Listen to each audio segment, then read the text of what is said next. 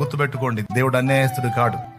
ఎప్పుడైతే మీరు కావలివారుగా ఉండి, జ్ఞాపకకర్తలుగా ఉండి, జాగరూకులకు పరిశుద్ధులుగా ఉండి, ఆదుకున్నవారుగా ఉండి, ప్రార్థన సేవకులై ఉన్నారో, ఈ గొప్ప సేవ చేసే మిమ్మల్ని నా తండ్రి అశ్రద్ధ చెయ్యడు. ఆయన నీ ఇంటిని సమృద్ధితో నింపుతాడు. తన పిల్లల పక్షంగా నువ్వు గోజాడుతున్నావు గనుక నీ పిల్లల మీద ఆయన దృష్టి నిలుపుతాడు.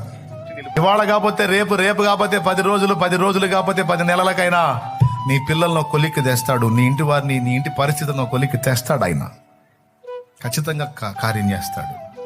అసలు ఆ చింతే వద్దు నీకు. నా పరిస్థితులు ఏమవుతాయో, ఎలా అవుతాయో అనే చింతే వద్దు నీకు. నీ తారుమారులన్నీ ఆయనే క్రమపరుస్తాడు. ఎందుకంటే నువ్వు ఆయన దృష్టిలో సేవకురాలివి, సేవకుడివి. అది కూడా చిన్న చితక సేవకులు కాదు, నీవు గొప్ప సేవకురాలివి, గొప్ప సేవకుడివి అన్న లిస్టులో ఉంటావు ఆయన దగ్గర.